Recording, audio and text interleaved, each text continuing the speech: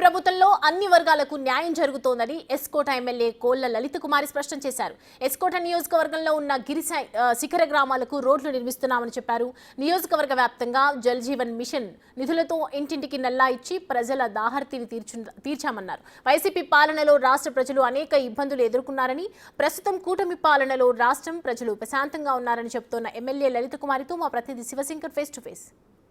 S. Kota MLA Kolla Lalitha Kumar మనతో ఉన్నారు. Madam గారు చెప్పండి, ఏడాది పరిపాలన మీ నియోజకవర్గానికి సంబంధించి ఎటువంటి అభివృద్ధి కార్యక్రమాలు చేపట్టారు?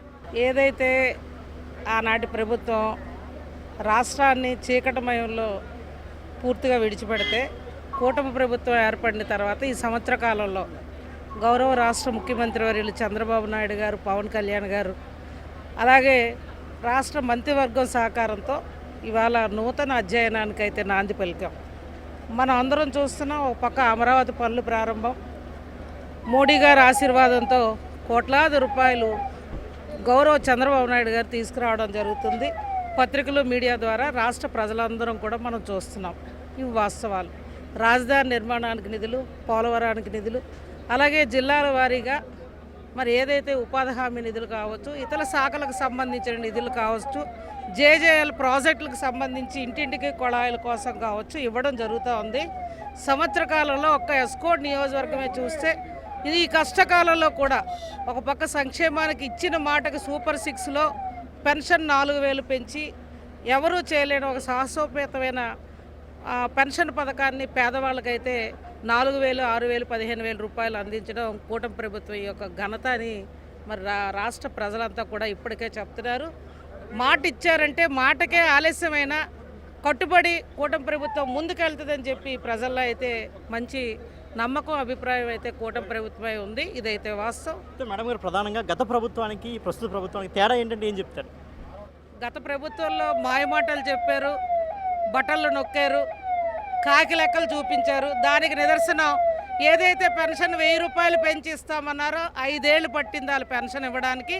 అదొక్కటి చాలు. రాష్ట్ర ప్రజలు నిదర్శనం చూపించే 164 సీట్ల విజయానికి మాకు సహకరించారు. అదొక్కటి చాలు కదా గత ప్రభుత్వం దెబ్బ. ఏ రాష్ట్రాన్ని ఎలా లూటీ చేసి జేబుల్లో వాళ్ళు పబ్బం గడిపి నింపుకొని ప్రజలు మాయ చేసి మోసం చేసి ఏ విధంగా రాష్ట్రాన్ని భ్రష్టు పట్టించారు, 30 ఏళ్ళు వెనక్కి వెళ్ళామనేది కూడా ప్రతి ఒక్కరూ గమనించే కూటమికి 164 సీట్లు ఇచ్చారు. ఇది చాలాదా నిదర్శనం. అందుకనే రాష్ట్ర ప్రజలు కూడా ఇప్పుడు చాలా పెద్ద మనసుతో ఆలోచిస్తున్నారు. తప్పకుండా సంవత్సర కాలంలో అనేక సంక్షేమాలకు స్వీకారం చుట్టాం. ఈ 4 ఏళ్లలో కూడా చంద్రబాబు గారు, పవన్ కళ్యాణ్ గారు, మోడీ గారు ఆశీర్వాదంతో ముందుకు పైనుంచి తీసుకెళ్తారు.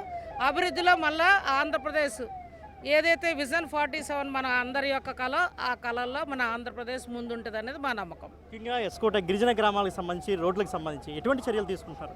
ఇప్పటికే మన గిరిజన గ్రామాలు కొన్నింటికి నిధులైతే శాంక్షన్ ఇవ్వడం జరిగింది. చిట్టంపాడు కానీ, అలాగే ఉపాధి హామీలో మారిక, పుణ్యగిరి, రేగ పుణ్యగిరి, ఇతర గ్రామాలకు కూడా మేము నిధులు ఇచ్చి పనులు కూడా జరుగుతున్నాయి. ఇది చాలదా నియోజకవర్గ ప్రజలు మేము పనిచేస్తున్నామా లేదా అనడానికి నిదర్శనమని నేనైతే భావిస్తున్నాను. ఇంకా పనిచేయాల్సిన బాధ్యత నా పైన ఉంది. అంచెలంచెలుగా ఒక్కొక్క పని 4 ఏళ్ళలో పూర్తి చేస్తానని నేను తెలియజేస్తా ఉన్నాను. Thank you very much. Chandrababu పాలనలో రాష్ట్రం అభివృద్ధిలో దూసుకుపోతుంది. అనేక అభివృద్ధి కార్యక్రమాలు చేపట్టడం ఇప్పటికీ ఏడాదులని చెప్పేసి ఎస్కోట ఎమ్మెల్యే కోళ్ల లలిత కుమార్ మనతో చెప్తున్నారు. కెమెరామెన్ హరీష్తో